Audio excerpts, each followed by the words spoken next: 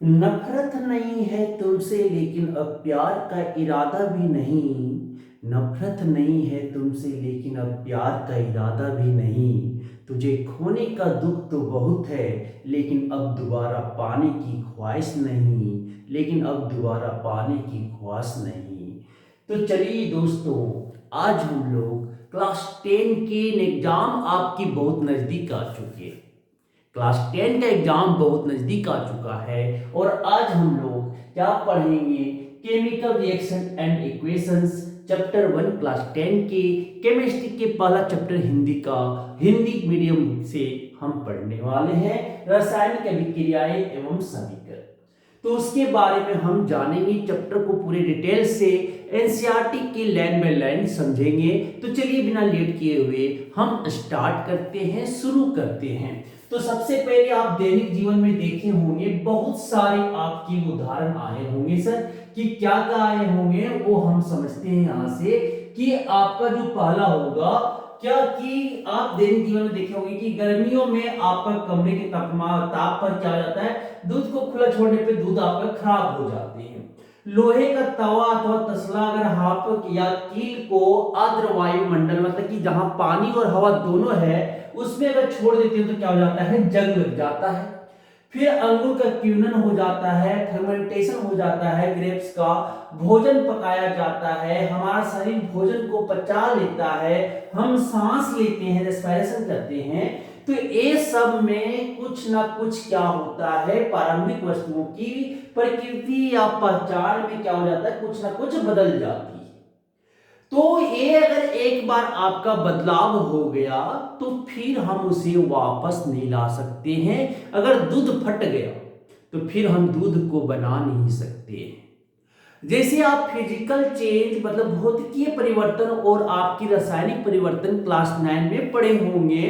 क्या पढ़े होंगे कि सर, कि रासायनिक परिवर्तन वैसा परिवर्तन है जो एक बार बदल जाने के बाद दोबारा हम उसे वापस नहीं ला सकते हैं। ये आपका परमानेंट चेंज है, मतलब कि एक बार बदलाव हो गया तो फिर उसे हम वापस नहीं ला सकते हैं। लेकिन आपके भौतिकीय परिवर्तन एक वैसा परिवर्तन है जो एक बार चेंज होने के बाद एक टेम्पोररी चेंजमेंट बोलते हैं, कि चेंज होने के बाद, बदलाव होने के बाद फिर हम उसे वापस ला सकते हैं। कुछ उदाहरण दिए, ठीक है, जैसे पेपर का जलना, खाना का पकाना, ये सब क्या हो गए, रासायनिक परिवर्तन हो गए। और आप जो समझ रहे हैं क्या, भौतिक परिवर्तन, पानी से बर्फ बन जाना, वो क्या कहलाते हैं आपके सर, वो आपके भौतिक परिवर्तन है। तो ये आप पढ़ चुके होंगे क्लास 9 में। तो अब हम आगे की बात करते हैं कि पदार्थ के, तो हम इस चैप्टर में जो जानेंगे कि आपका जो रासायनिक अभिक्रिया का वास्तविक अर्थ क्या है, हम कैसे जान सकते हैं कि रासायनिक अभिक्रिया हुई है या नहीं है, उसका आंसर यहां पे हम जानेंगे। तो पहला क्रियाकलाप आपको लेना है। पहला क्रियाकलाप में क्या बोला गया है कि आप एक मैग्नीशियम रिबन लीजिए। क्या लीजिए? मैग्नीशियम रिबन लीजिए। मैग्नीशियम रिबन को क्या करो कि 3 से 4 सेंटीमीटर हम मैग्नीशियम रिबन को रेगमाल मतलब स्क्रबर से उसे रगड़ कर साफ कर लो। क्यों रगड़ते हैं? क्योंकि मैग्नीशियम ऑक्साइड का एक परत जम जाता है, धूल कण जम जाते हैं, जो फर्दर उसको आगे उसे जलने से क्या करता है, अच्छा से जलने से रोकता है। उसी लिए हम रेगमाल पेपर से रगड़कर उसे साफ कर लेते हैं, उसका प्रयोग, जिससे वो आसानी से जल जाए ऑक्सीजन के प्रेजेंस में, ऑक्सीजन की उपस्थिति में। तो बोला गया क्या कि इसे चिमटे से पकड़कर बर्नर से, जैसे आपके क्रियाकलाप में दिखाया गया है कि एक आप मैग्नीशियम रिबन ले लिया गया, उसको रंगमाल पेपर से क्या कर लिए गए, रगड़ से साफ करके चिमटा से पकड़ करके बर्नर में जलाया, बर्नर में जलाया जा रहा है। तो एक कांच की गिलास में दिखाया गया कि एक सफेद पाउडर चूर्ण जो है वो वहां इकट्ठा हो रहा है, उसे हम क्या बोलते हैं, मैग्नीशियम ऑक्साइड बोलते हैं। उसे हम क्या बोलते हैं, मैग्नीशियम ऑक्साइड बोलते हैं। मैग्नीशियम रिबन का वायु में दहन करने कर क्या बनाता है, मैग्नीशियम ऑक्साइड को वाच ग्लास में क्या किया जा रहा है, इकट्ठा कर रहे हैं सर। तो नेक्स्ट एक क्रियाकलाप से आप समझ में आ गया होगा।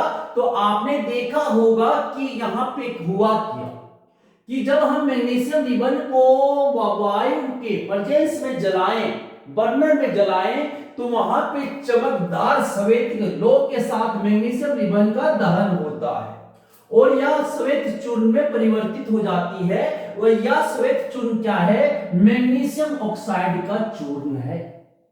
वायु में उपस्थित ऑक्सीजन तथा मैग्नीशियम, जो हवा में आपका ऑक्सीजन है और मैग्नीशियम मिलकर अभिक्रिया के कारण यह बनता है, क्या बनता है? मैग्नीशियम ऑक्साइड बनता है।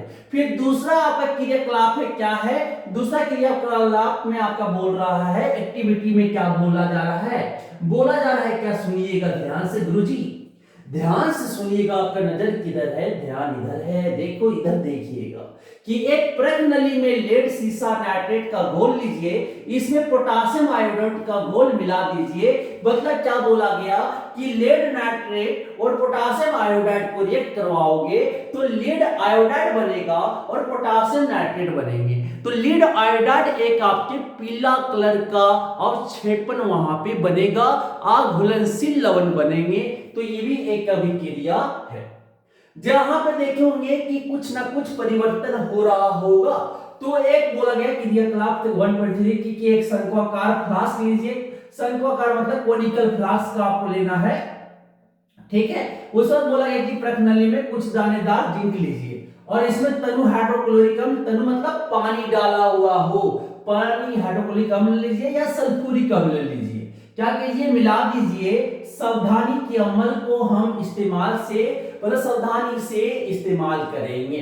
तो ये आप देखोगे क्या हुआ कि जिंक जब हम HCl के साथ रिएक्ट करवाते हैं तो जिंक क्लोराइड क्या बनता है? लवण बनता है सर। और क्या बनता है? हाइड्रोजन गैस बाहर आती है, हाइड्रोजन गैस बाहर आती है। तो यहां से हम क्या सीखे? समझिएगा कि आप कैसे पहचान सकते हो कि एक रासायनिक क्रिया अभिक्रिया हुई है या नहीं हुई।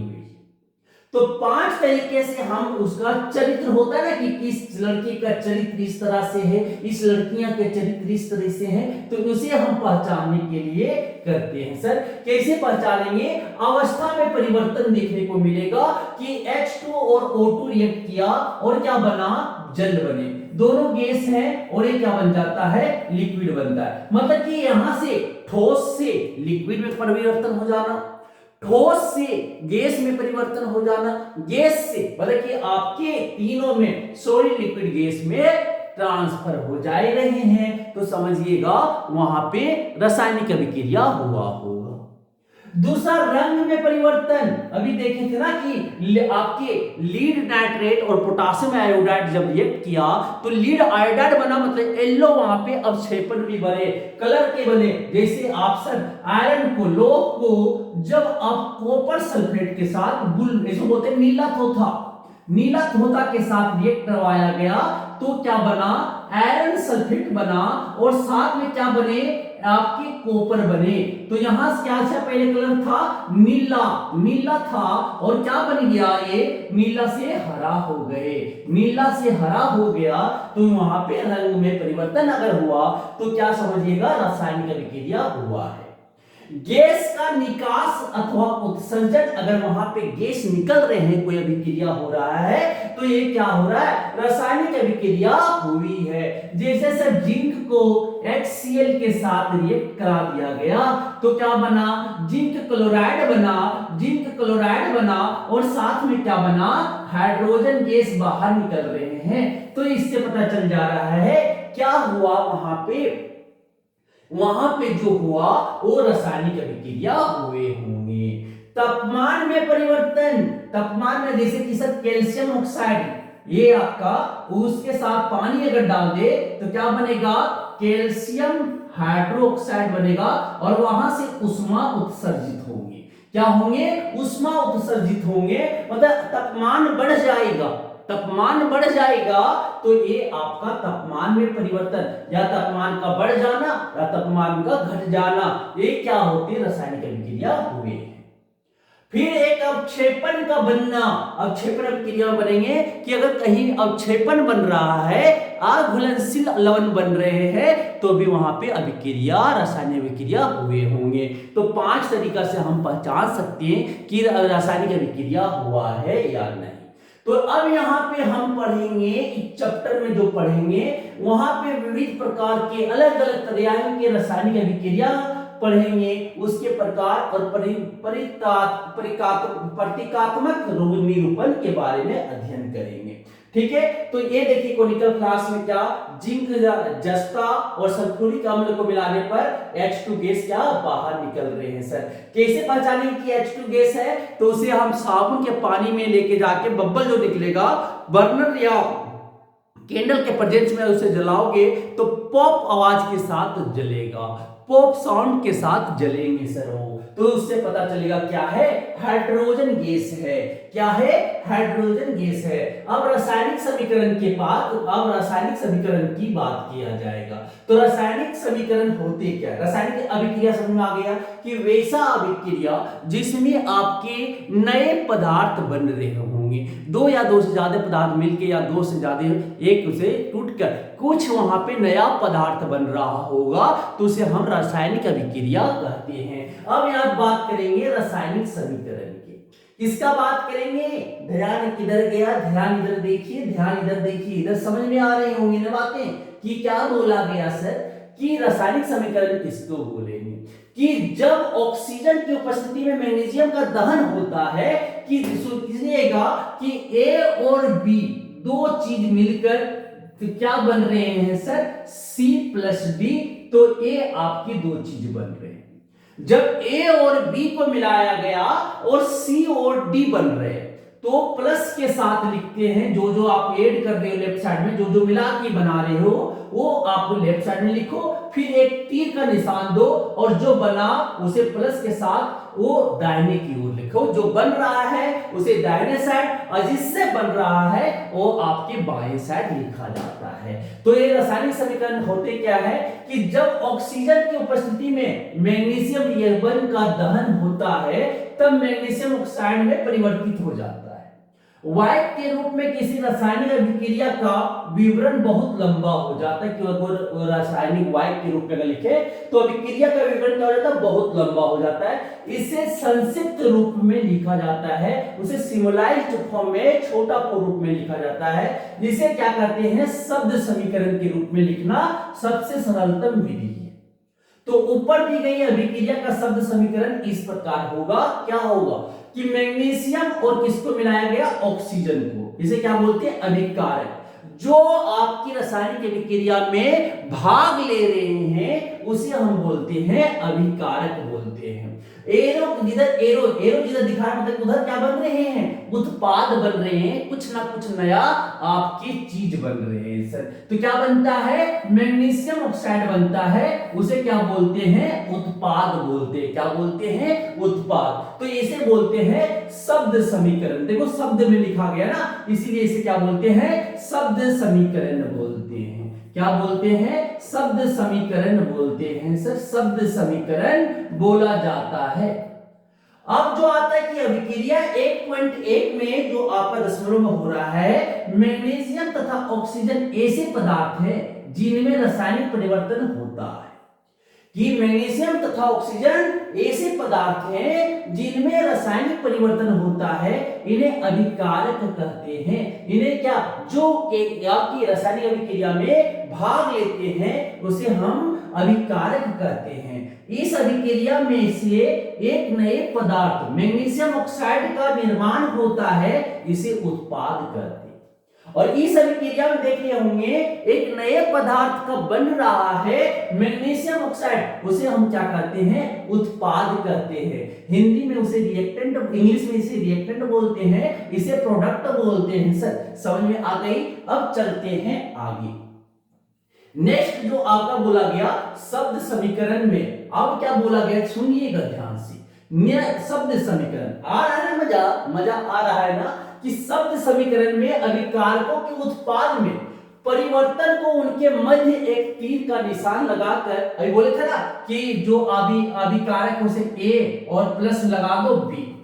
अब जिधर रिएक्शन हो रहा है उसे एक तीर के निशान दे दो और जो बन रहा है उसे लिख दो और उसके बीच में मानो सी और डी बन रहा है, वो बन रहा है उसके बीच में क्या लगा दो? प्लस लगा दो। तो बोला गया कि शब्द समीकरण में अभिकारकों के उत्पाद में परिवर्तन को उनके मध्य एक तीर का निशान लगाकर दर्शाया जाता है। देखो ये तीर जो लगा के दर्शाया गया है।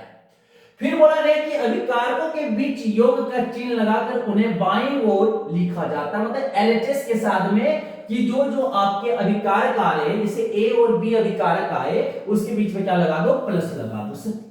फिर क्या बोला गया, इसी प्रकार उत्पादकों के बीच भी योग का चिन्ह लगाकर उन्हें दाईं ओर आरएचएस की साइड में लिख दिया जाता है।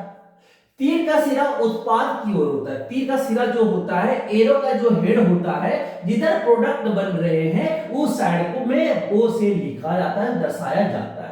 या अभिक्रिया होने की दिशा को दर्शाता है कि अभिक्रिया किधर हो रहा है, वो हम दर्शाया जाता है इसमें। अब जो आता है रासायनिक समीकरण को लिखना, क्या सीखेंगे, रासायनिक समीकरण को कैसे लिखा जाता है सर, रासायनिक समीकरण को कैसे लिखा जाता है वो हम समझेंगे। कि बोला जाता है क्या, रासायनिक समीकरण लिखना, क्या रासायनिक समीकरण के निरूपण की इससे भी संक्षिप्त विधि है, क्या उससे और कुछ अलग तरीका है, संक्षिप्त उससे और छोटा लिख सकते हैं। शब्दों की जगह रासायनिक सूत्र का उपयोग करके रासायनिक समीकरण को अधिक संक्षिप्त तथा उपयोगी बनाया जा सकता है। कि शब्दों की जगह क्या करेंगे, रासायनिक सूत्र, उसके संक्षेपण, वो सबसे दर्शा के हम लिख सकते हैं। रासायनिक समीकरण किसी रासायनिक अभिक्रिया को दर्शाता है। रासायनिक समीकरण जो है किसी रासायनिक अभिक्रिया को क्या करता है, दर्शाता है। यदि आप मैग्नीशियम ऑक्सीजन तथा मैग्नीशियम ऑक्साइड के सूत्रों का स्मरण करें तो उपयुक्त शब्द समीकरण इस प्रकार लिख सकते हैं कि मैग्नीशियम को Mg प्लस ऑक्सीजन, ये दोनों क्या अभिकारक है, ये दोनों को प्लस के साथ, और क्या बन रहा है, मैग्नीशियम ऑक्साइड MgO लिख दो सर। तो ये आपका क्या हो गया, रासायनिक समीकरण वो लिखा, इस शब्द का समीकरण प्रकार लिखा जा सकता है कि Mg प्लस O2 क्या बन गया, MgO बन गया, MgO बन गए। तो बोलता है कि तीर के निशान के बाईं और दाईं ओर के तत्वों के परमाणु की संख्या की गिनती कर उनकी तुलना करें। कि अगर अब देखो यहां पे देखेंगे बाईं ओर, तीर के बाईं ओर, तीर के दाईं ओर, तीर के बाईं ओर कितना हो मैग्नीशियम, बाईं ओर और दाईं ओर LHS लिखो, RHS लिखो। देखो LHS में मैग्नीशियम कितना है, मैग्नीशियम 1 है, RHS में भी मैग्नीशियम 1 है। ऑक्सीजन देखो, ऑक्सीजन जो है लेफ्ट साइड में 2 है और RHS में कितना है, 1 है सर। तो क्या दोनों और तत्वों के परमाणु की संख्या समान है, नहीं, समान नहीं है। यदि है तो समीकरण संतुलित है, यदि नहीं तो समीकरण असंतुलित है। अगर दोनों साइड, अगर मानो कि अगर दोनों साइड आपका, अगर तत्व बराबर है पर तत्वों की परमाणु संख्या बराबर है, ठीक है, तत्वों के परमाणु की संख्या समान है, तो ये संतुलित समीकरण संतुलित है। अगर नहीं है तो उसे हम असंतुलित समीकरण कहते हैं, क्योंकि समीकरण के दोनों ओर का द्रव्यमान बराबर नहीं है। क्योंकि यहाँ पे असंतुलित इसीलिए है क्योंकि दोनों ओर, समीकरण के दोनों ओर जो द्रव्यमान मास है, वेट है, मास जो है वो आपकी इक्वल नहीं है। तो किसी अभिक्रिया का ऐसा रासायनिक समीकरण ढांचा रासायनिक समीकरण कहलाता है। तो किसी अभिक्रिया का अगर ऐसा रासायनिक समीकरण ढांचा को क्या कहते हैं, रासायनिक समीकरण कहते हैं। इस प्रकार समीकरण मैग्नीशियम के वायु में जलने का ढांचा समीकरण है। तो ये जो आप रासायनिक समीकरण को जो लिखे ना कि जब मैग्नीशियम ऑक्सीजन के प्रेजेंस में, जब उपस्थिति में आपकी जल गलन करके मैग्नीशियम ऑक्साइड का निर्माण करता है, तो एक लाइन में लिखोगे magnesium plus O2, Mg plus O2 क्या बन गया, MgO बन गया, मैग्नीशियम ऑक्साइड बन गए। ठीक है, अब आते हैं, बात करते हैं संतुलित रासायनिक समीकरण का महत्व समझेंगे कि इसका इंपॉर्टेंट क्या है, बैलेंस केमिकल इक्वेशंस के इंपॉर्टेंस क्या है सर। समझ में आ रही है बातें, कहां सो गए क्या, इधर देखो ना, समझ में आएगा गुरु, समझ में आएंगे। आपकी बहुत है, इंपॉर्टेंट चैप्टर है, आप अगर पढ़ के जाते हो तो नंबर डायरेक्टली लेके आओगे सर।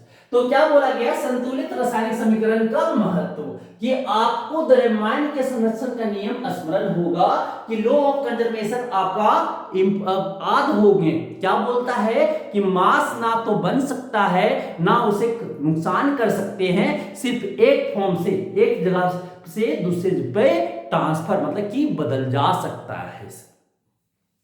तो बोला गया जिसका आपने 9वीं कक्षा में अध्ययन किया था कि किसी भी रासायनिक अभिक्रिया में द्रव्यमान का ना तो निर्माण होता है ना ही विनाश, अर्थात किसी भी रासायनिक अभिक्रिया के उत्पाद तत्वों का कुल द्रव्यमान अभिकारक तत्वों के कुल द्रव्यमान के बराबर होता है। मतलब जितना उत्पाद तत्वों का द्रव्यमान होगा किसी भी रासायनिक अभिक्रिया में, उत्पाद तत्वों का कुल द्रव्यमान अभिकारक तत्वों के कुल द्रव्यमान के दोनों बराबर, मतलब कि LHS में और RHS में दोनों तत्वों में अगर सेम तत्व है बराबर तो वहां पे द्रव्यमान बराबर होना चाहिए।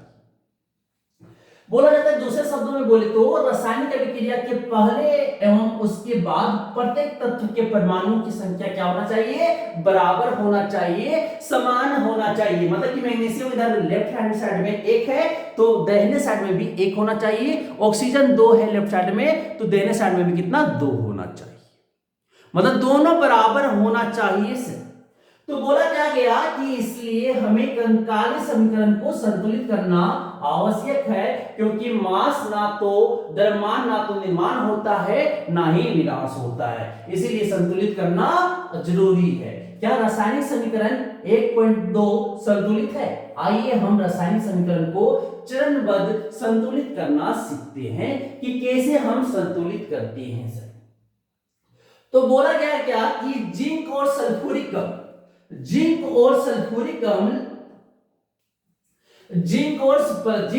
प्लस सल्फ्यूरिक अम्ल ये क्या है, दोनों अभिकारक है। जिंक सल्फेट बनता है और हाइड्रोजन अभी बताए थे ना।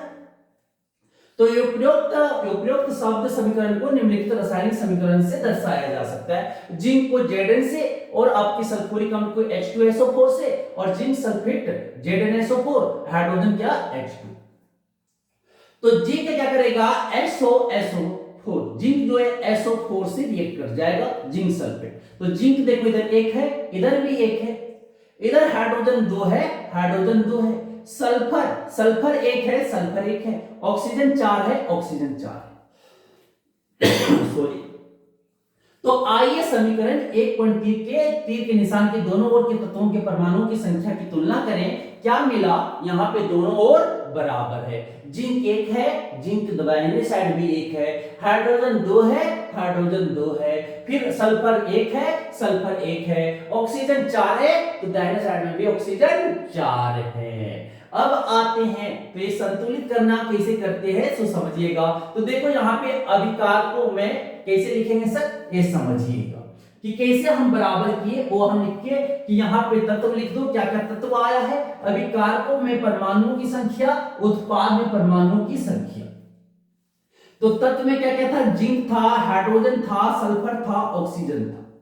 तो अभिकारकों में परमाणु की संख्या कितना है, एक है, दाहिने साइड में कितना है, एक है, हाइड्रोजन कितना था, 2 था, हाइड्रोजन इधर भी 2 है, सल्फर एक इधर है, सल्फर एक उधर भी है, ऑक्सीजन इधर 4 है, उधर भी 4 है। तो समीकरण 1.3 में तीर के निशान के दोनों ओर के प्रत्येक तत्व के परमाणु की संख्या क्या है, समान है, इसलिए यह एक संतुलित रासायनिक समीकरण है। अब हम जो समझेंगे दूसरा समीकरण असंतुलित वाले लेंगे। यहां पे देखिएगा, यहां पे समझिएगा, ऐसे हम केमिकल इक्वेशन को बैलेंस करने के लिए, समीकरण को संतुलित करने के लिए अलग से वीडियो इसी चैनल पे आपको मिल जाएगा, आप देख सकते हो, जाके बहुत आसान तरीके से सीख जाओगे। अगर 10 मिनट दोगे तो केमिकल इक्वेशन को बैलेंस करना आप सीख जाओगे, रासायनिक समीकरण को संतुलित करना सीख जाइएगा। बोलता है कि अब हम निम्न रासायनिक समीकरण को संतुलित करने का प्रयास करते हैं। तो यहाँ पे आयरन और जल, आयरन ने अरे लोहा ने जल में अभिक्रिया करके क्या बनाया, Fe3O4।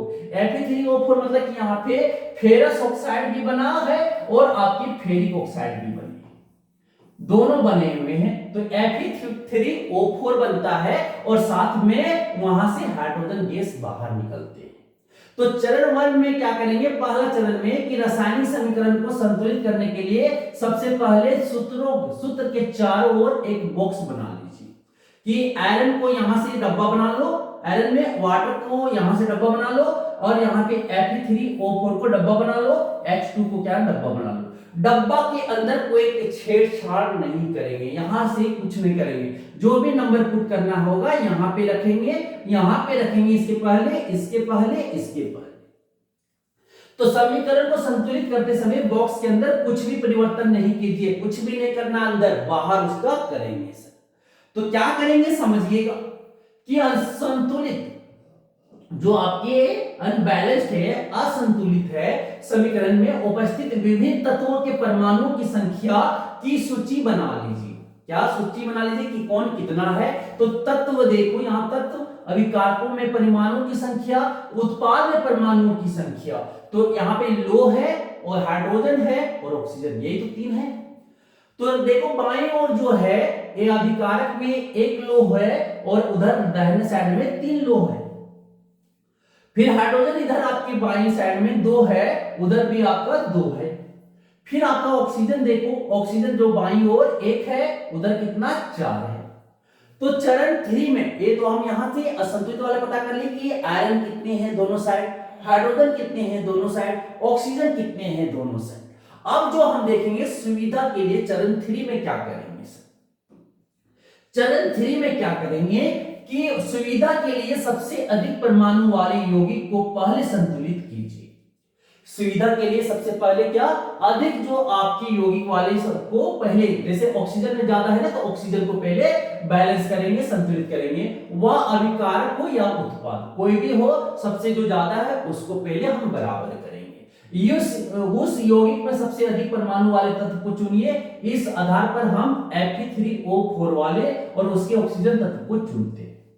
सबसे पहले Fe3O4 तो इसको चुनते हैं और उसमें से ऑक्सीजन तत्व को चुनते हैं। दाईं ओर ऑक्सीजन के 4 परमाणु है, जबकि बाईं ओर केवल कितना है, 1 है। तो ऑक्सीजन परमाणु को संतुलित करने के लिए क्या करेंगे, ऑक्सीजन के परमाणु अभिकारकों में, उत्पाद में। तो प्रारंभ में कितना था, यहाँ पे H2O 1 ही ऑक्सीजन है और Fe3O4 में कितना 4 है।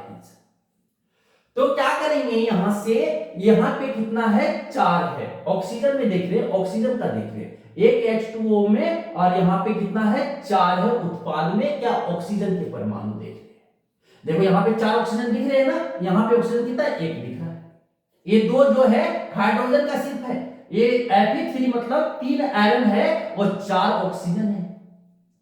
संतुलित करने के लिए क्या करेंगे, 1 ऑक्सीजन को 4 से मल्टीप्लाई कर देंगे, कितना आ जाएगा, 4 ऑक्सीजन आ जाएंगे। यहाँ पे जो 4 खुद पहले से है सर। तो यह याद रखना है, आवश्यक है, जरूरी है। परमाणुओं की संख्या को बराबर करने के लिए हम अभिक्रिया में शामिल तत्वों तथा यौगिकों के सूत्र को नहीं बदल सकते हैं, जैसे कि ऑक्सीजन परमाणु को, मतलब कि आप यहाँ पे नहीं लगा सकते हैं सर, जो डब्बा के बाहर ही हम लगा सकते हैं, ये ध्यान रखिएगा। फिर उसके बाद क्या बोला गया, क्या बोला गया सर, कि संतुलित करने के लिए, संतुलित करने के लिए क्या करना है आपको समझना। संतुलित करने के लिए हम 4 गुणांक लगाकर 4 वाटर, 4 जल बना दिए, 4 H2O लिख सकते हैं, लेकिन H2O4 नहीं लिख सकते, ये गलत हो जाएगा। और H2O4A भी हम नहीं लिख सकते हैं, नहीं लिख सकते हैं। हमेशा H2O को पहले 4 लगाएंगे। आंशिक रूप से संतुलित समीकरण अब इस प्रकार होगा, तो इसे फिर से लिखने जाएंगे तो डब्बा के बाहर Fe कुछ नहीं है, डब्बा के अंदर 4H2O लिख दिए, फिर Fe3O4 H2 लिख दिया। आंशिक रूप से संतुलित समीकरण अब फिर से गिनेंगे कि क्यों कितना है, ये बस आपको बता रहे हैं, लेकिन इससे इजी आपका एक बैलेंसिंग होता है, संतुलित होता है, वो आप कर सकते हो। तो Fe या क्या बोला गया, लो और हाइड्रोजन में, लो और हाइड्रोजन परमाणु अब भी संतुलित नहीं है। इनमें से किसी एक तत्व को चुनकर आगे बढ़ते हैं। अब हम आंशिक रूप से संतुलित समीकरण में हाइड्रोजन परमाणु को क्या करते हैं, संतुलित करते हैं। अब हम आंशिक रूप से संतुलित समीकरण में क्या करते हैं, हाइड्रोजन परमाणु को संतुलित करते हैं। हाइड्रोजन परमाणु को बराबर करने के लिए दाईं ओर हाइड्रोजन अणु की संख्या को 4 कर देते हैं तो क्या हाइड्रोजन के परमाणु अब ज्यादा हो गया ना। तो देखो अभिकारकों में, उत्पाद में, तो प्रारंभ में कितना है आपके 4 दूनी 4 वाटर हो गए ना, तो 4 दूनी कितना, 4 दूनी 8 आपके हाइड्रोजन हो गए। उत्पाद में H2 मतलब कितना है 2 आपके हैं। तो संतुलित करने के लिए क्या करेंगे, 8 इधर है तो 8 इधर लाना होगा, इसे गुना करना पड़ेगा 2 इंटू 4, 2 इंटू 4 कितना हो गया 8 हो गया। तो समीकरण जो अब लिखा जाएगा, समीकरण जो लिखा जाएगा, समीकरण अब इस प्रकार होंगे। समीकरण क्या होगा समझिएगा। समीकरण जो होगा, आयरन यहां पे था, 4H2 अंदर चला गया, Fe3O4 हो गए, और ये क्या 4H2 इस तरह से लिख देंगे क्योंकि 4 से मल्टीप्लाई किए H2 को। अब ऊपर दिए गए समीकरण की जांच कीजिए तथा तीसरा तत्व चुन लीजिए जो अब तक असंतुलित है। आप पाएंगे कि केवल लोहा ही एक तत्व है जिसे संतुलित करना शेष है।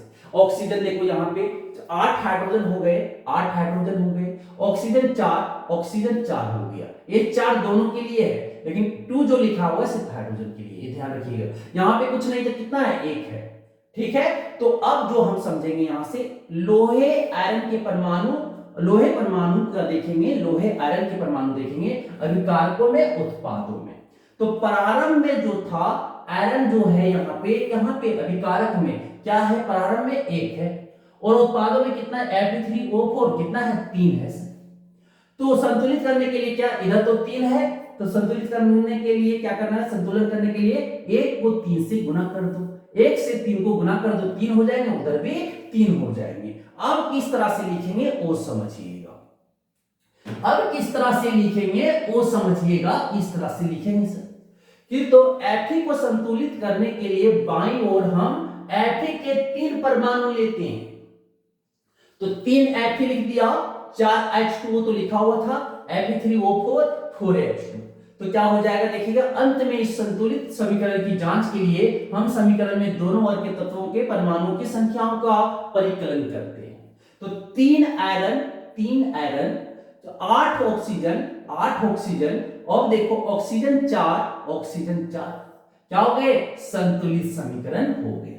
तो समीकरण 1.9 में दोनों ओर की तत्वों, दोनों बाईं ओर और दाईं ओर के तत्वों के परमाणु की संख्या क्या हो जाता है, बराबर हो जाता है। अतः यह समीकरण अब संतुलित है। रासायनिक समीकरणों को संतुलित करने की इस विधि को हीट एंड ट्रायल विधि कहते हैं। हीट एंड ट्रायल विधि कहते हैं क्योंकि सबसे छोटी पूर्णांक संख्या के गुणांक का उपयोग करके समीकरण को संतुलित करने का प्रयत्न करते हैं, कोशिश करते हैं। जिन्हें ये समझ में आ गया बहुत अच्छी बात, अगर नहीं आया तो जाके आप देख सकते हो, अलग से एक बताया गया है कि सबसे पहले धातु को करते हैं फिर अधातु को करते हैं। ए वाले भी लेक्चर आप देख सकते हो, डिस्क्रिप्शन में हम दे देंगे सर। तो अब जो हम चलते हैं आगे की ओर, हम पढ़ते हैं कि रासायनिक अभिक्रिया का बारे में। तो चरण 7 में क्या करते हैं कि हाँ कौन भौतिक है, अवस्था तो दर्शाना पड़ेगा ना, अभिक्रिया हो गया तो कौन है वहां पे, कौन अवस्था, क्यों संकेत लिखना होगा। तो भौतिक अवस्थाओं के संकेत लिखना, ऊपर लिखे संतुलित समीकरण की सावधानी से जांच कीजिए क्या इस समीकरण से हमें अभिकारकों तथा उत्पादों की भौतिक अवस्था के बारे में भी ज्ञान होता है। इस समीकरण में वो भौतिक अवस्थाओं की कोई जानकारी नहीं है, ऊपर में कोई नहीं है। तो रासायनिक समीकरण को अधिक सूचनापूर्ण बनाने के लिए अभिकारकों तथा उत्पादों के रासायनिक सूत्र के साथ उनकी भौतिक अवस्था को वो भी दर्शाया जाता है। अभिकारकों तथा उत्पादों के गैस को GC, द्रव्य को, लिक्विड को LC, अगर जलीय है तो एक्वस से, ठोस है तो क्या सॉलिड से दर्शाया जाता है। अभिकारक तैयार उत्पाद जब जल में घोल के रूप में उपस्थित होते हैं तब हम AQ लिखते हैं। जल में अगर घोल के साथ उपस्थित है तो एक्वस को AQ लिखते हैं। अब संतुलित समीकरण इस प्रकार लिखोगा, 3Fe आया था ना, तो यहाँ पे सॉलिड है तो ठोस S लिख दिया गया। H2O अस्टिम होते हैं गैस के फॉर्म में G लिख दिया। Fe3O4 जो बना सॉलिड बना, H2 जो बना वो गैस बना, ठीक है। तो H2 गैस होते हैं, हाइड्रोजन गैस होता है तो G लिख दिया। Fe3O4 सॉलिड होते तो S लिख दिया। H2O आपकी गैस में होता तो G लिख दिया। फिर Fe आपके सॉलिड में होता है, ठोस में होता है, S लिख दिया। तो ध्यान दीजिए समीकरण 1.10 में वाटर जल के साथ जी लिथीन का उपयोग किया गया है। यह दर्शाता है कि इस अभिक्रिया में जल का उपयोग भाप के रूप में किया गया है। क्या पानी के रूप में नहीं किया गया, किसके रूप में किया गया है, भाप के रूप में, आपके स्टीम के रूप में किया गया है। अब समझिएगा आगे इसका कि कभी कभी अभिक्रिया क्या होता है, प्राय हर रासायनिक समीकरण में भौतिक अवस्था को शामिल नहीं किया जाता है जब तक कि यह आवश्यक ना हो।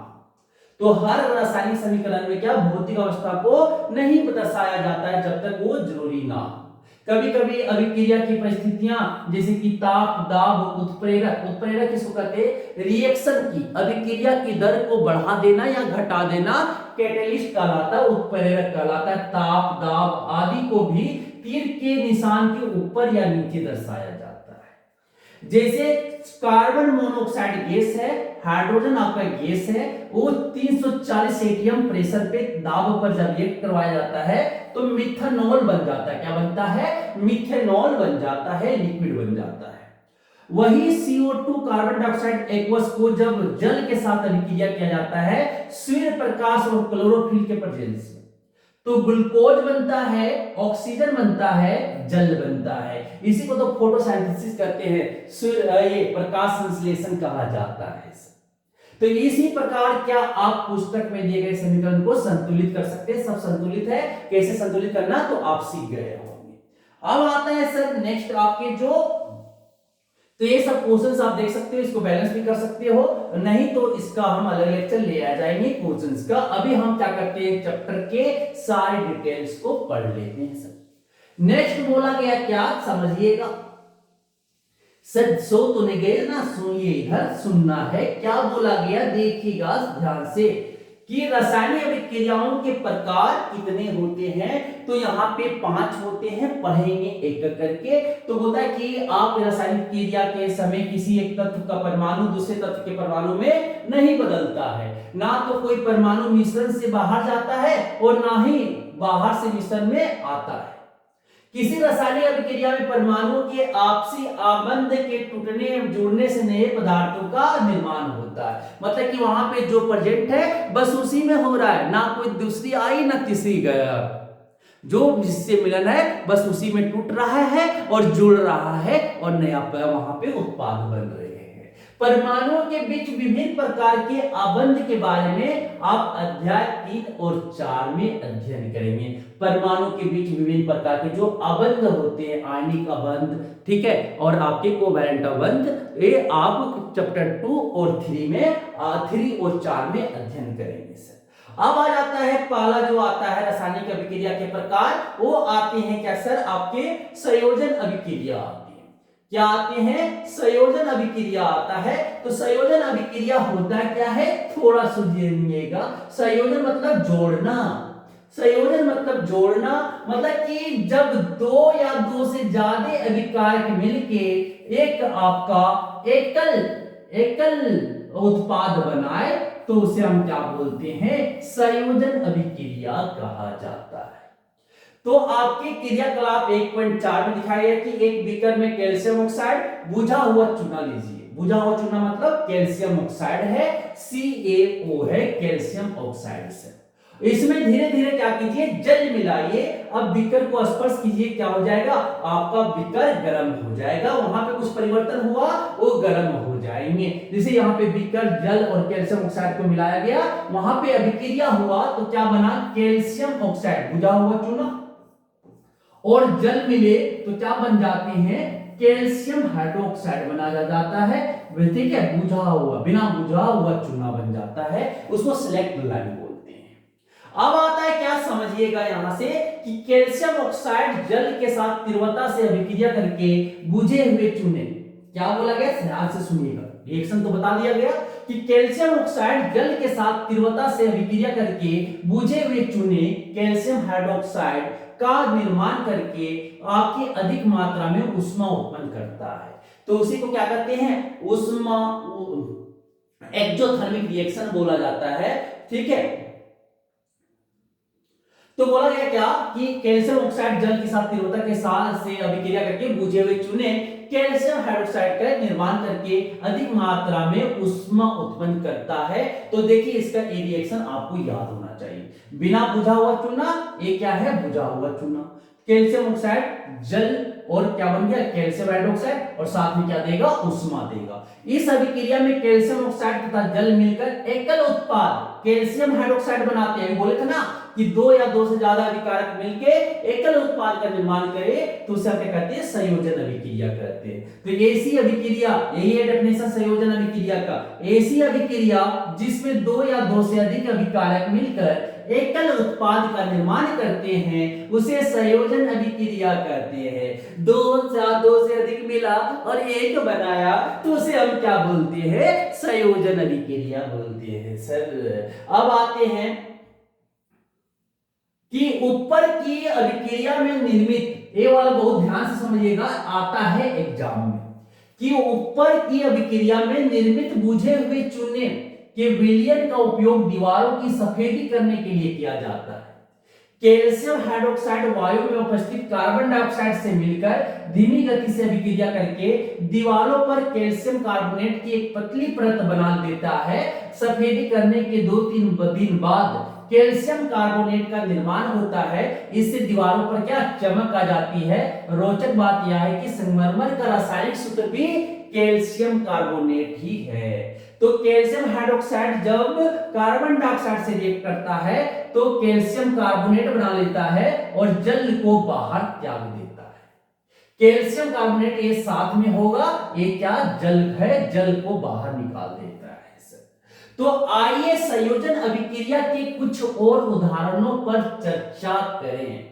कुछ और उदाहरण जानते हैं कि कोयले का दहन जब कार्बन और ऑक्सीजन साथ में जला तो कार्बन डाइऑक्साइड बना, ये भी आपके संयोजन अभिक्रिया का एग्जाम्पल है। मैग्नीशियम और ऑक्सीजन साथ में जला तो क्या बनाया, मैग्नीशियम ऑक्साइड बनाया, ये भी क्या है, संयोजन अभिक्रिया के एग्जाम्पल है सर, उदाहरण है। अब और कुछ उदाहरण यहां पे दिया गया है कि जल H2+O2, आपके H2 और O2 से जल का निर्माण, ये भी क्या है आपका संयोजन अभिक्रिया। ये आपको बैलेंस करना सीख गए। देखिए H2 और O2 जब रिएक्ट करता है तो जल बनाता है, इसको रिएक्शन बैलेंस करके दिया हुआ है। सरल शब्दों में हम कह सकते हैं कि जब दो या दो से अधिक पदार्थ संयोग करके एकल उत्पाद का निर्माण करते हैं, ऐसी अभिक्रिया को क्या कहा जाता है, संयोजन अभिक्रिया कहा जाता है। तो क्रियाकलाप 1.4 में हमने यह भी देखा कि अधिक मात्रा में क्या उत्पन्न हुई, उष्मा हीट उत्पन्न हुई। इससे अभिक्रिया मिश्रण गर्म हो जाता है। जिन अभिक्रियाओं में उत्पाद के निर्माण के साथ साथ उष्मा भी उत्पन्न होती है उसे ऊष्माक्षेपी रासायनिक अभिक्रिया कहते हैं। जिसमें उष्मा बाहर आ रहा है, उष्मा निकल रहा है जिस अभिक्रिया में, उस अभिक्रिया को ऊष्माक्षेपी रासायनिक अभिक्रिया कहते हैं, एक्सोथर्मिक रिएक्शन कहते हैं। श्वसन में भी क्या होता है, उष्मा बाहर आते हैं, इसलिए उसमें ऊष्माक्षेपी अभिक्रिया भी बोला जाता है। किसको, रेस्पिरेशन को। सर सांस जो लेते हो, अब आता है यहाँ पे क्या कुछ उदाहरण है ऊष्माक्षेपी अभिक्रिया का, वो समझिएगा ध्यान से। पहला उदाहरण जो बहुत इंपॉर्टेंट है सर, उदाहरण ऊष्माक्षेपी अभिक्रिया, प्राकृतिक गैस का दहन CH4 होता है शुद्ध प्राकृतिक गैस का, कि जब CH4 को ऑक्सीजन के साथ अभिक्रिया किया जाता है तो कार्बन डाइऑक्साइड जल और ऊर्जा देता है, उष्मा देता है। तो ये क्या है, ऊष्माक्षेपी रासायनिक अभिक्रिया के उदाहरण है। क्या आप जानते हैं कि श्वसन एक ऊष्माक्षेपी अभिक्रिया है? क्या होता है सर, ग्लूकोज जब O2 के साथ रिएक्ट करता है तो कार्बन डाइऑक्साइड और जल मिलता है और ये ऊर्जा मिलता है। वही ऊर्जा हम लोग मुंह तोड़ देने के लिए यूज करते हैं, कि हम पढ़ाई में कहाँ यूज करते हैं, बस बदमाशी करने के लिए एनर्जी जो मिला हमें शरीर से वो यूज करते हैं, किसी को चलो मारने पीटने, बस ये करना नहीं है ना। तो अब समझ आ गया कि जैसे हम सभी जानते हैं कि जीवित रहने के लिए हमें ऊर्जा की आवश्यकता होती है, जरूरत होती है, या ऊर्जा हमें भोजन से प्राप्त होती है। पाचन क्रिया के समय खाद्य पदार्थ छोटे छोटे टुकड़ों में टूट जाते हैं, जैसे चावल, आलू तथा ब्रेड में कार्बोहाइड्रेट होता है। इन कार्बोहाइड्रेट के टूटने से ग्लूकोज प्राप्त होता है, या ग्लूकोज हमारे शरीर की कोशिकाओं में उपस्थित हुए ऑक्सीजन से मिलकर हमें ऊर्जा प्रदान करता है। इस अभिक्रिया का विशेष नाम श्वसन है, जिसका अध्याय आप अध्याय 6 में करेंगे। रेस्पिरेशन के बारे में चैप्टर 6 में पढ़ोगे। एक आता है डिकम्पोजिशन, कि साग सब्जियों का विघटित होकर कंपोस्ट बनना भी क्या है, ऊष्माक्षेपी अभिक्रिया है। सुनिएगा थोड़ा ध्यान से गौर फरमाइएगा। क्या बोला गया कि साग सब्जियों वनस्पति द्रव्य का विघटित होकर कंपोस्ट बनना भी ऊष्माक्षेपी अभिक्रिया का ही उदाहरण है। तो क्रियाकलाप 1.1 में दी गई अभिक्रिया के प्रकार को पहचानिए, जिसपे एकल उत्पाद का निर्माण के साथ ऊष्मा उत्पन्न होती है, तो भी क्या है, ऊष्माक्षेपी अभिक्रिया है। और क्या कर सकते हैं, संयोजन अभिक्रिया है। अब आते हैं हम दूसरा प्रकार वियोजन अभिक्रिया, उसे अपघटन अभिक्रिया भी बोलते हैं। इंग्लिश में उसे डिकम्पोजिशन रिएक्शन बोला जाता है। क्या बोला गया कि एक शुष्क, क्या लीजिए, क्वथन जो बोला गया क्रियाकलाप में, वो लीजिए क्या बोला गया, सुनिएगा ध्यान से कि आप देखोगे क्या बोला गया, सुनिएगा।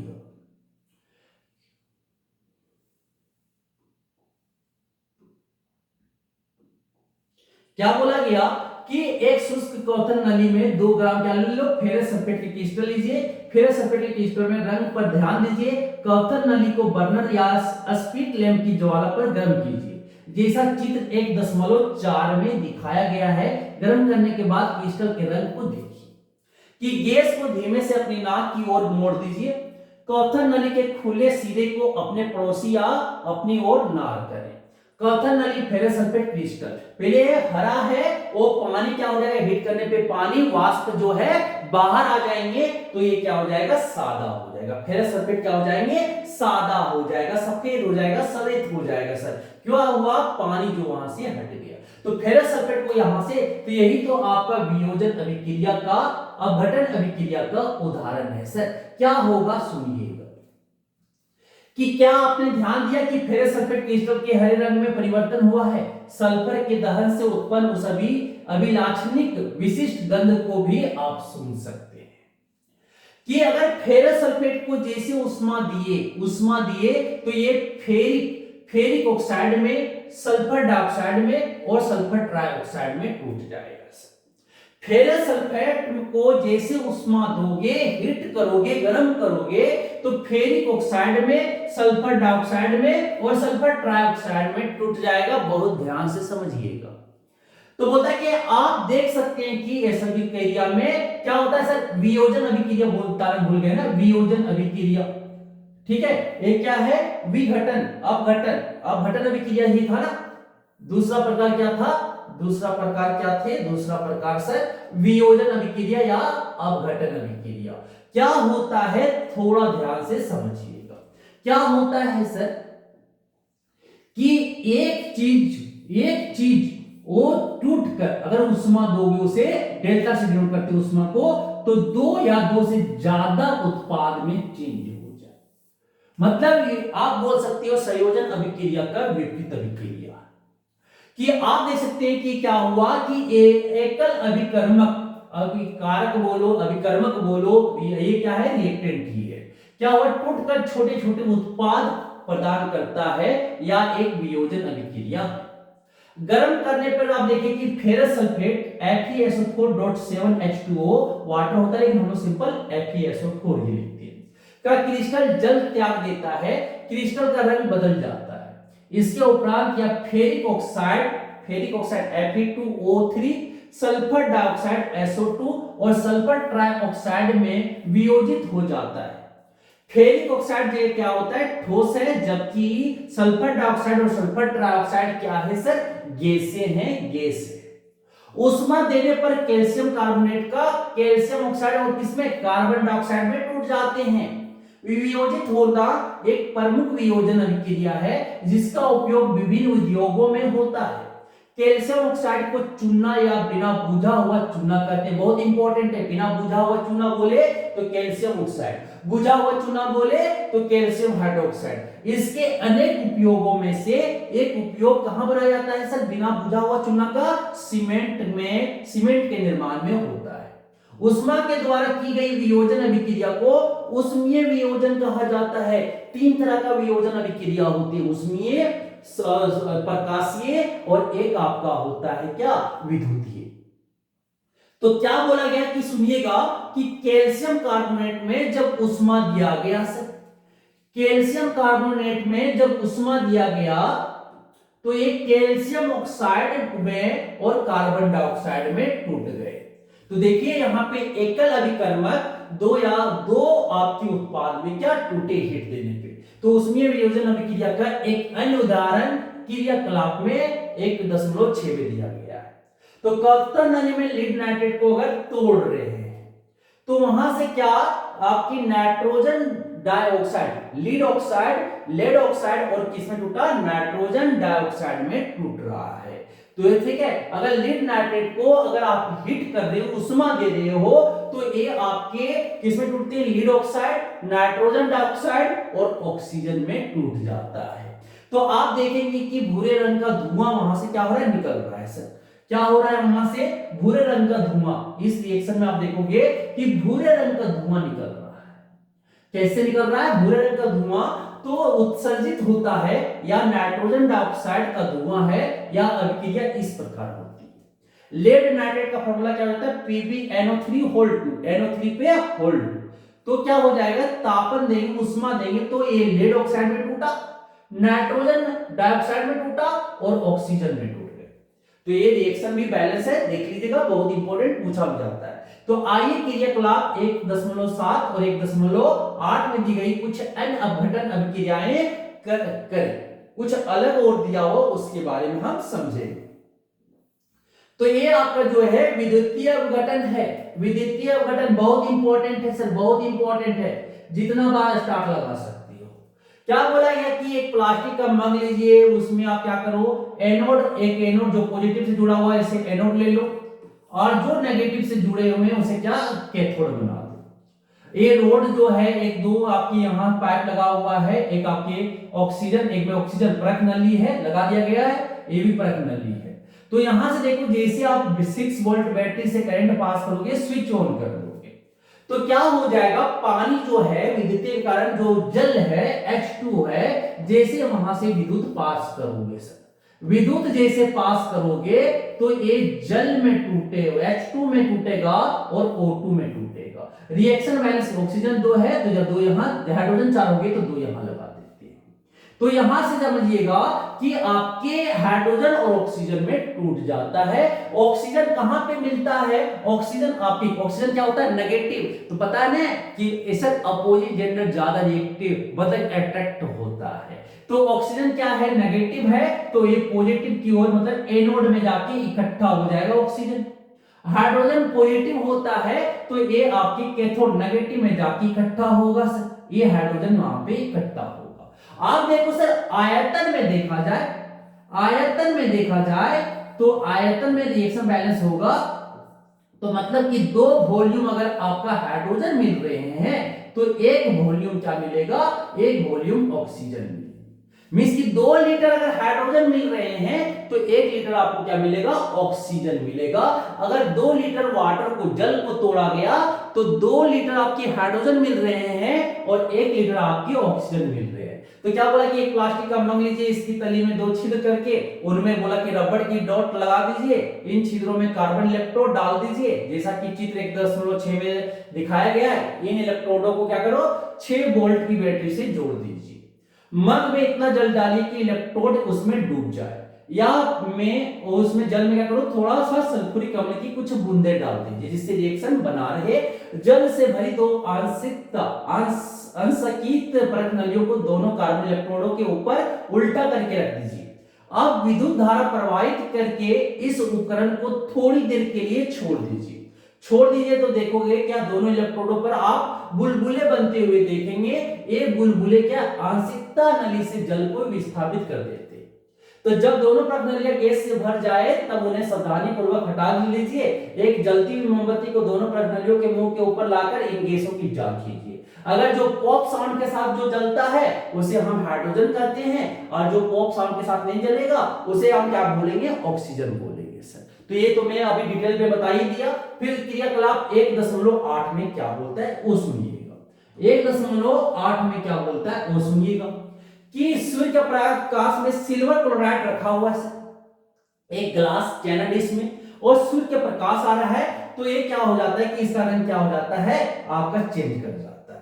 तो सिल्वर क्लोराइड जैसे आप देखेंगे कि सूर्य के प्रकाश में सफेद रंग का सिल्वर क्लोराइड धूसर रंग का हो जाता है, ठीक है, सिल्वर कलर का हो जाता है। सिल्वर क्लोराइड जो धूसर रंग का हो जाता है, प्रकाश की उपस्थिति में क्या हुआ, सिल्वर क्लोराइड का सिल्वर और क्लोरीन में वियोजन के कारण ऐसा होता है कि सिल्वर क्लोराइड सिल्वर और क्लोरीन में टूट गया जैसे सूर्य का प्रकाश उसमें पड़ता है।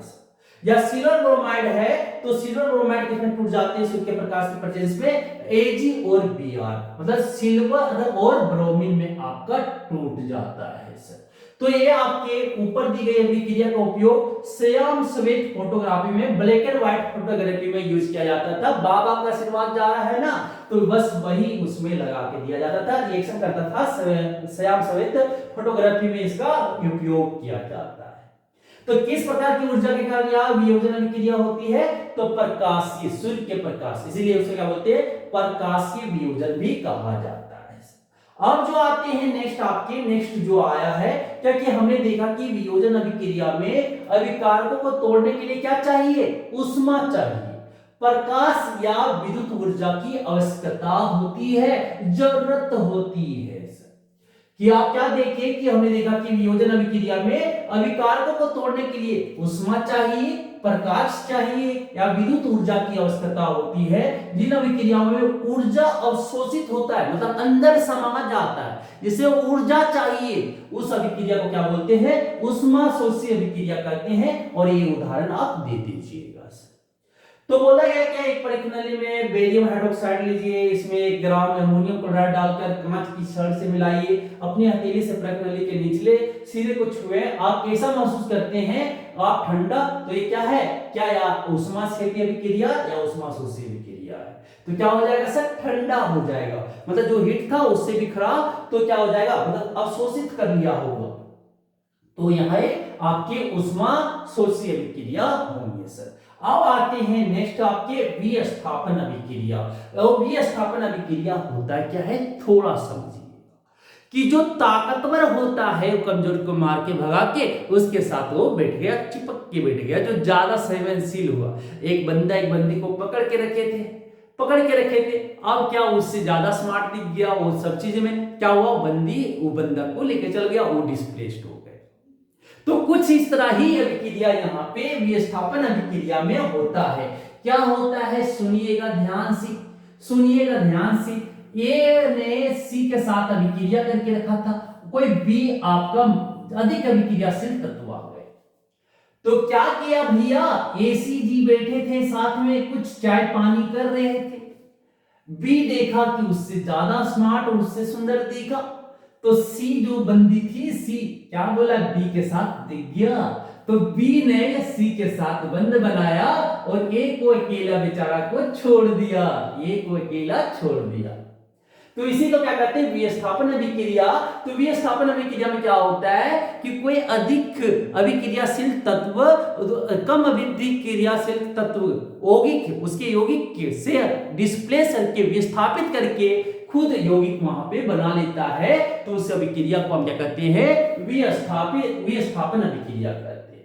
तो यहाँ पे देख सकते हो क्रियाकलाप में क्या बोला कि एक नीलक होता है, कॉपर सल्फेट है, कॉपर सल्फेट में 2 काटी को डाला गया, 2 काटी को डाल दिया गया और यहां से अभिक्रिया करवाया गया। एक ऐसा कलर था पहले, नीला कलर था, नीला थोथा भी बोला जाता है, ठीक है, बुल्लू।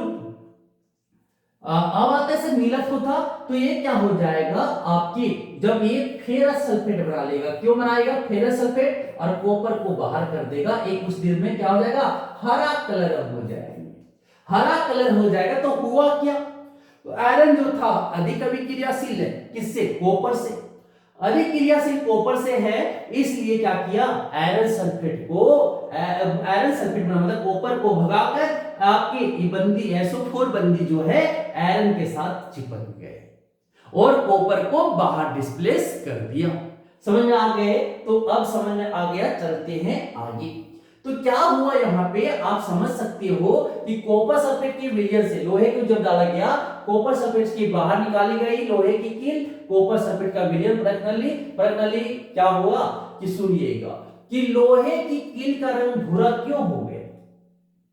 कि लोहे का रंग भूरा क्यों हो गया? कील का रंग भूरा क्यों हो गया? कॉपर सल्फेट के विलयन का नीला रंग मलिन क्यों पड़ गया? तो इस क्रियाकलाप में निम्नलिखित अभिक्रिया हुआ। क्या हुआ कि आयरन कॉपर सल्फेट के साथ अभिक्रिया करके फेरस सल्फेट और कॉपर बना दिया। कॉपर सल्फेट कैसा था? नीला कलर था। कैसा कलर था? नीला थोथा भी बोला जाता है, और ये हरा बना दिया। तो ये भूरा से हरा बन गया आपके, ठीक है। लोहे की रंग भूरा क्यों हो? और समझिएगा कि इस अभिक्रिया में लोहे ने दूसरे तत्व कॉपर को कॉपर सल्फेट के विलयन से विस्थापित कर दिया या हटा दिया। इस अभिक्रिया को विस्थापन अभिक्रिया कहते हैं। तो कैसे बता रहे कि इस वैसा अभिक्रिया जो अधिक अभिक्रियाशील तत्व कम अभिक्रियाशील तत्व के विलयन के से विस्थापित कर दिया या हटा दिया जाता है और खुद अभिक्रिया क्या बना लेते हैं? यौगिक बना लिया जाए। इस अभिक्रिया को विस्थापन अभिक्रिया कहते हैं। तो विस्थापन अभिक्रिया के कुछ अन्य उदाहरण दिए गए हैं, वो हम समझेंगे। क्या क्या दिया गया है सर? समझिएगा कि जिंक जब कॉपर सल्फेट के साथ रिएक्ट करता है तो जिंक सल्फेट और कॉपर बना देता है। जिंक सल्फेट, क्योंकि जिंक जो है अधिक अभिक्रियाशील है, किससे? कॉपर से, इसीलिए कॉपर भाग गए और SO4 जिंक के साथ बैठ गए। लीड जब कॉपर क्लोराइड के साथ रिएक्ट किया तो लीड क्लोराइड बना लिया और कॉपर को बाहर भगा दिया गया। तो जिंक तथा लीड कॉपर की अपेक्षा अधिक क्रियाशील तत्व है, वे कॉपर को उसके यौगिक से क्या कर देता है? विस्थापित कर देता है। अब जो हम समझेंगे द्विविस्थापन अभिक्रिया के बारे में समझेंगे। द्विविस्थापन अभिक्रिया क्या होता है समझिएगा। एक उदाहरण जो आपके क्रियाकलाप दिया गया है कि सोडियम सल्फेट लीजिए सर, Na2SO4 सोडियम सल्फेट, और क्या है? बेरियम क्लोराइड है। क्या है? बेरियम क्लोराइड है, BaCl2। अब क्या करो, इसको रिएक्शन करवाओगे तो NaCl बन जाते हैं और क्या बन जाता है? बेरियम सल्फेट बन जाता है। बेरियम सल्फेट बन जाता है। तो Na2Cl2 यहाँ पे 2 लगा दो, देखो रिएक्शन बैलेंस हो गए, तो आपके रासायनिक समीकरण बैलेंस हो गया। तो ये क्या हुआ? देखो आयनों का आदान प्रदान, आयनों का आदान प्रदान अभिक्रिया को क्या कहते हैं? द्विविस्थापन अभिक्रिया कहते हैं। और ये क्या होता है? आपका अवक्षेपण बनता है। कैसा? श्वेत अवक्षेपण बनते हैं सर, घुलनशील लवण बनते हैं, इसीलिए उसे अवक्षेपण अभिक्रिया, जिस अभिक्रिया में अवक्षेप का निर्माण हो उसे अवक्षेपण अभिक्रिया कहते हैं। समझ आ गया? तो द्विविस्थापन अभिक्रिया आपको समझ में आ चुका होगा। क्या होता है समझिएगा। आप देखेंगे कि सफेद रंग की पदार्थ का निर्माण होता है, क्या बोलूंगा? बेरियम आपकी सल्फेट बना कि एक सफेद रंग की पदार्थ का निर्माण होता है जो जल में अविलेय होता है, अघुलनशील होता है। इस अविलेय पदार्थ को अवक्षेप कहते हैं। जिस अभिक्रिया में अवक्षेप का निर्माण होता है उसे अवक्षेपण अभिक्रिया कहते हैं। बहुत इंपॉर्टेंट है, बहुत इंपॉर्टेंट। अवक्षेपण अभिक्रिया जिसमें अघुलनशील लवण की निर्माण हो उसे हम क्या कहते हैं? अवक्षेपण अभिक्रिया कहते हैं। तो sodium sulphate Na2SO4 barium chloride से रिएक्ट किया, बेरियम सल्फेट बनाया, यही तो आपका अवक्षेप है सर, अवक्षेप है। और क्या बना लिया? NaCl सोडियम क्लोराइड बना लिया। तो ऐसा क्यों होता है? बेरियम पे कितना 2 प्लस है, SO4 पे 2 माइनस है, कि अभिक्रिया से क्या बनता है? बेरियम सल्फेट के अवक्षेप का निर्माण होता है। एक अन्य उत्पाद सोडियम क्लोराइड का भी निर्माण होता है जो विलयन में ही रहता है। वो वे अभिक्रिया जिनमें अभिकारकों के बीच आयनों का आदान प्रदान होता है, मतलब एक्सचेंज होते हैं सर। अभी यही बोल रहे थे ना डेफिनेशन, कि जिनमें अभिकारकों के बीच में आयनों का आदान प्रदान होते हैं उन्हें द्विविस्थापन अभिक्रिया कहा जाता है सर। समझ आ गया। दूसरा एग्जांपल जो दिया हुआ है कि आपके लेड नाइट्रेट और पोटासियम आयोडाइड का पहले अवक्षेप किस रंग का था, येलो कलर का होगा। कैसा कलर का होगा, येलो कलर का होगा। क्या है सर, लेड नाइट्रेट, लेड आपकी क्या लेड, हाँ लेड नाइट्रेट है आपकी, लेड PbNO3 होल्ड 2, और क्या है सर आपके पोटासियम आयोडाइड है। जब यह करता है तो PbI2 बनता है, और साथ में क्या बनता है, Ki ना, पोटासियम आयोडाइड, फिर क्या बनता है, KNO3 बनता है। तो ये जो लेड आयोडाइड होता है वो कैसा होता है, पीला कलर का होता है, पीला आपका अवक्षेप बनता है। समझ आ गए। अब आता है नेक्स्ट क्या, उपचयन एवं अपचयन अभिक्रिया। क्या आता है, उपचयन एवं अपचयन अभिक्रिया। तो उपचयन अभिक्रिया किसको बोलते हैं, ऑक्सीजन का ऐड होना, ऑक्सीजन का जुड़ना और हाइड्रोजन का हटना क्या कहलाता है, उपचयन कहलाता है। अपचयन क्या कहलाता है, उल्टा, हाइड्रोजन का जुड़ना, ऑक्सीजन का हटना क्या होता है, अपचयन अभिक्रिया कहलाता है।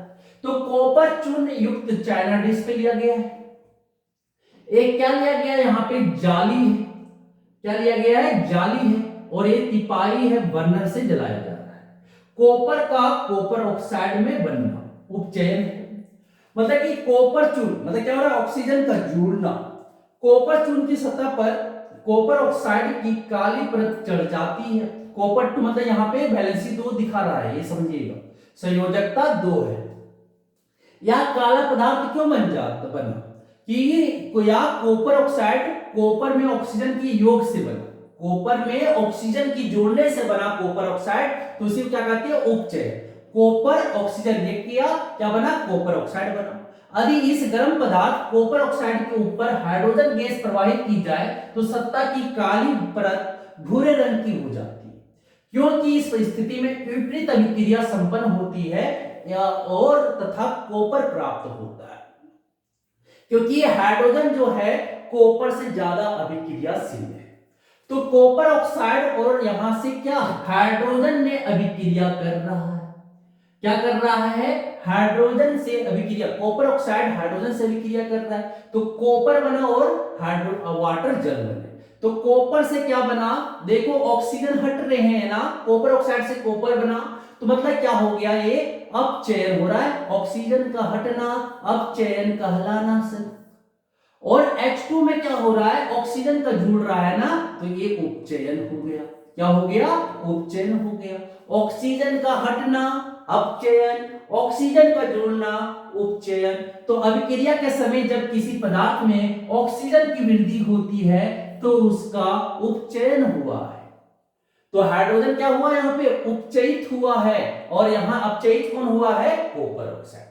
तथा जब अभिक्रिया में किसी पदार्थ में ऑक्सीजन का ह्रास होता है, कम होता है, तो उसका अपचयन हुआ है। समझ में आ गई बातें। अब चलते हैं नेक्स्ट की ओर। नेक्स्ट की ओर क्या बोला कि अभिक्रिया में कॉपर 2 ऑक्साइड, सुनिएगा ध्यान से, यही तो अभी बता रहे थे सर, यही तो हम डिटेल में भी समझा रहे थे आपको कि अभिक्रिया में कॉपर ऑक्साइड में ऑक्सीजन का ह्रास हो रहा है, इसलिए आप अपचयित हो। क्या हुआ, अपचयित हुआ, मतलब कि कॉपर ऑक्साइड से क्या ऑक्सीजन निकल गए, ह्रास हो गए, मतलब अपचयित कौन हुआ, अपचयित जो हुआ कॉपर ऑक्साइड हुए सर, कॉपर ऑक्साइड हुआ, ऑक्सीजन का हट रहा, हाइड्रोजन में ऑक्सीजन की वृद्धि हो रही है, इसलिए क्या उपचयित कौन हुआ, उपचयित आपके हाइड्रोजन हुए, उपचयित आपके कौन हुए, हाइड्रोजन। किसी अभिक्रिया में एक अभिकारक उपचयित तथा दूसरा अभिकारक अपचयित होता है, इन अभिक्रियाओं को उपचयन अपचयन तथा रिडॉक्स अभिक्रिया कहते हैं, जिसमें दोनों हो, उपचयन अपचयन दोनों हो रहे हैं, उपचयित अभी और अपचयित हो रहे हैं, उस अभिक्रिया को हम रिडॉक्स रिएक्शन कहते हैं। तो कॉपर ऑक्साइड जब यहाँ पे कॉपर से बना तो अपचयन मतलब अपचयित हो रहा है, ऑक्सीजन का हटना है मतलब अपचयित हो रहे हैं, हाइड्रोजन में ऑक्सीजन जुड़ रहा है मतलब उपचयित उपचयन हो रहा है।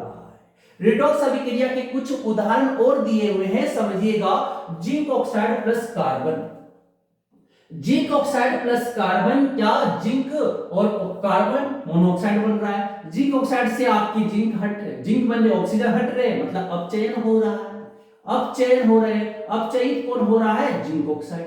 कार्बन से कार्बन मतलब ऑक्सीजन ऐड हो रहा है, उपचयन हो रहे हैं। MnO2 plus 4HCl MnCl2H2OCl2। तो MnO2 से क्या बना Cl2, MnCl2 मतलब क्या हो रहा है, ऑक्सीजन हट रहा है ना, ऑक्सीजन हट रहा है तो अपचयन हो रहे हैं, अपचयन हो रहे हैं। अब देखो यहां से हाइड्रोजन हट रहा मतलब उपचयन हो रहा है, Cl2 बन रहा है, मतलब Cl से क्या हाइड्रोजन हट रहे हैं मतलब उपचयन हो रहा है सर, उपचयन हो रहा है।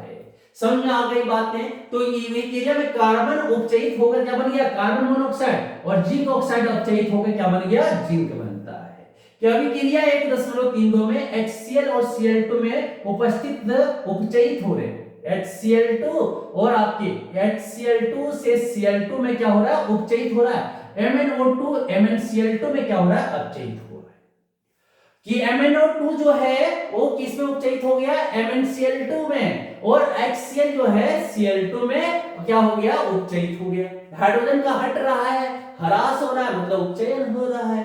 ऊपर के उदाहरणों से, ऊपर के उदाहरणों के आधार पर हम कह सकते हैं, क्या कह सकते हैं कि यदि किसी अभिक्रिया में पदार्थ का उपचयन तब होता है जब उसमें ऑक्सीजन की वृद्धि, हाइड्रोजन का ह्रास होता है सर। तो वही तो हम बता रहे, तो उपचयन कब होगा, ऑक्सीजन की वृद्धि बढ़ जाना, हाइड्रोजन का घट जाना।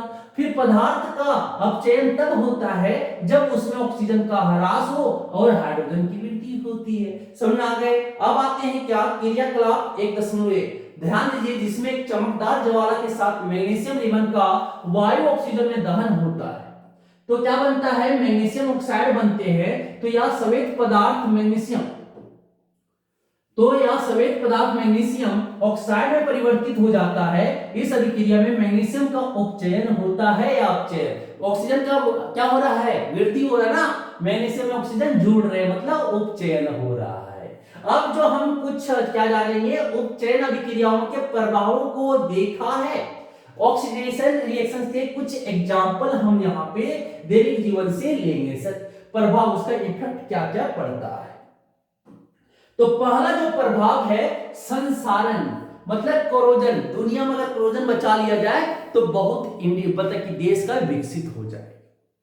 कोरोजन से बहुत नुकसान हो रहे, ब्रिज वगैरह लोहा वगैरह जंग में खत्म हो जा रहे हैं सर। कि आपने अवश्य देखा होगा कि लोहे की बनी नई वस्तुएं चमकीली होती हैं, लेकिन कुछ समय बाद उन पर लालिमा युक्त भूरे रंग की परत चढ़ जाती है। प्राय इस प्रक्रिया को लोहे पर जंग लगना कहते हैं।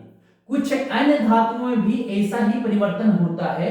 क्या आपने चांदी तथा तांबे पर चढ़ने वाली परत के रंग पर ध्यान दिया है, काला पड़ जाता है, तांबे वाला में हरा। जब कोई धातु अपने आसपास अम्ल, आर्द्रता आदि के संपर्क में आती है तब यह संश्रित हो जाती है और इस प्रक्रिया को संसारण कहते हैं। जब कोई धातु, यहां से डेफिनेशन है बहुत इंपॉर्टेंट है सर, ये डेफिनेशन आपको याद कर लेना है, ये डेफिनेशन आपको याद कर लेना है संसारण का, कि जब कोई धातु अपने आसपास अम्ल, आर्द्रता आदि के संपर्क में आती है तब ये संसारित होती है और इस प्रक्रिया को संसारण कहते हैं। तो इसके उदाहरण लिखेंगे, लोहे पर जंग लगना, चांदी के ऊपर काली परत, तांबे के ऊपर हरी परत चढ़ना संसारण के कुछ अन्य उदाहरण है सर, संसारण के कुछ अन्य उदाहरण है। तो संसारण के कारण जो है कार के ढांचे, पुल, लोहे, ठीक है, लोहे की रेलिंग, जहाज, धातु, विशेषकर लोहे से बनी वस्तुओं की बहुत क्षति होती है, बहुत नुकसान होती है। लोहे का संसारण एक गंभीर समस्या है। क्षतिग्रस्त लोहे को बदलने में हर वर्ष अधिक पैसा खर्च होता है। जो हम संसार के बारे में अधिक जानकारी कहां, अध्याय 3 चैप्टर 3 में पढ़ेंगे, धातु एवं अधातु में सर। अब आते हैं विकृत गंधिता। विकृत गंधिता होते क्या है समझिएगा सर। आप कुरकुरे लेज खाते होंगे ना, लेज कुरकुरे खाने के लिए तो आप किसका पैसा देते हो सर, हवा का, उसके अंदर हवा डाला रहता है। तो ऐसा क्यों होता है, हवा क्यों डाला रहता है, और वो हवा क्या होता है, नाइट्रोजन होता है। क्योंकि सर वो तेल युक्त भोजन युक्त आपके भोजन जो है वो खराब ना हो जाए, इसीलिए उसमें गैस नाइट्रोजन डाला जाता है। तो वसा युक्त अथवा तेलीय खाद्य सामग्री जब लंबे समय तक रह जाती है तब उसका स्वाद या गंध कैसी होती है, खराब हो जाती है सर। तो उपचयित होने पर तेल एवं वसा विकृत गंधी हो जाते हैं, उनके स्वाद तथा गंध बदल जाते हैं।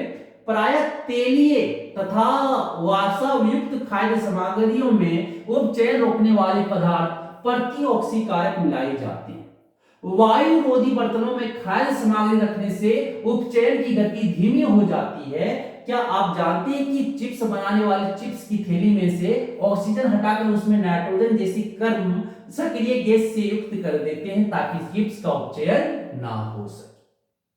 तो यह बोला जाता है कि सर वसा युक्त खराब हो जाने के लिए बदल जाते हैं कि उपचयित होने पर तेल एवं वसा विकृत गंधी हो जाते हैं तथा उनके स्वाद तथा गंध बदल जाते हैं। प्राय तेलीय तथा वसा युक्त खाद्य सामग्रियों में उपचयन रोकने वाले पदार्थ प्रतिऑक्सीकारक मिलाए जाते हैं। वायुरोधी बर्तनों में खाद्य सामग्री रखने से उपचयन की गति धीमी हो जाती है कि वायुरोधी रखना, जैसे शीशा के बर्तन में देखते होंगे मम्मी सब खाना रखते हैं, रेफ्रिजरेटर में रखा जाता है क्योंकि जल्दी वो खराब ना हो। तो चिप्स बनाने वाली कंपनियां क्या करती है, थैली में ऑक्सीजन को हटाकर क्या डाल दिया जाता है, नाइट्रोजन गैस, कम क्रियाशील गैस, सक्रिय गैस उसमें युक्त कर देता है जिससे उपचयन जल्दी ना हो, खराब ना हो। तो ये आपके थे चैप्टर 1 रासायनिक अभिक्रिया एवं समीकरण के बारे में।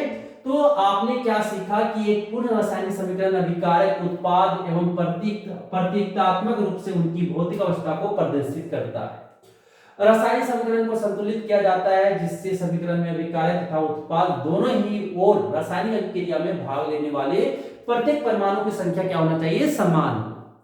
समीकरण का संतुलित होना आवश्यक है, जरूरी है। संयोजन अभिक्रिया में दो या दो से अधिक पदार्थ मिलकर एक नया पदार्थ बनाते हैं। वियोजन अभिक्रिया संयोजन अभिक्रिया के विपरीत होती है। वियोजन अभिक्रिया में एकल पदार्थ क्या होता है, वियोजित होकर दो या दो से अधिक पदार्थ देता है। जिन अभिक्रियाओं में उत्पाद के साथ उष्मा का भी उत्सर्जन होता है उसे हम ऊष्माक्षेपी अभिक्रिया कहते हैं, और जिन अभिक्रियाओं में उष्मा का अवशोषण होता है उसका अधिकृत होता है, मतलब अंदर समा लेते हैं, उस अभिक्रिया को हम उष्माशोषी अभिक्रिया कहते हैं। जब कोई एक तत्व दूसरे तत्व को उसके यौगिक से विस्थापित कर देता है विस्थापन अभिक्रिया कहलाता है। द्विविस्थापन अभिक्रिया में दो या अलग अलग परमाणुओं के समूह आयन का आपस में क्या होता है, आदान प्रदान होता है, तो द्विविस्थापन अभिक्रिया कहते हैं। अवक्षेपण अभिक्रिया में अगले लवण अवक्षेप का निर्माण होता है। अभिक्रिया में पदार्थों से ऑक्सीजन या हाइड्रोजन का योग अथवा ह्रास भी होता है। जिसमें ऑक्सीजन का योग और हाइड्रोजन का ह्रास हो उसे उपचयन कहते हैं, और जिस अभिक्रिया में आपके ऑक्सीजन का ह्रास या हाइड्रोजन का योग हो उस अभिक्रिया को हम अपचयन अभिक्रिया कहते हैं सर। तो ये आपके इंपॉर्टेंट थे, अब इसकी एक्सरसाइज जाके आप बना सकते हो। तो ये आपके बहुत डिटेल में हम पूरे एनसीईआरटी को लाइन बाय लाइन समझे, ये आपको समझ आ चुका होगा। ये चैप्टर अगर समझ में आया तो इसके क्वेश्चन आंसर अगर आप कमेंट करके बोलोगे तो मैं लेकर आऊंगा। ठीक है, थैंक यू।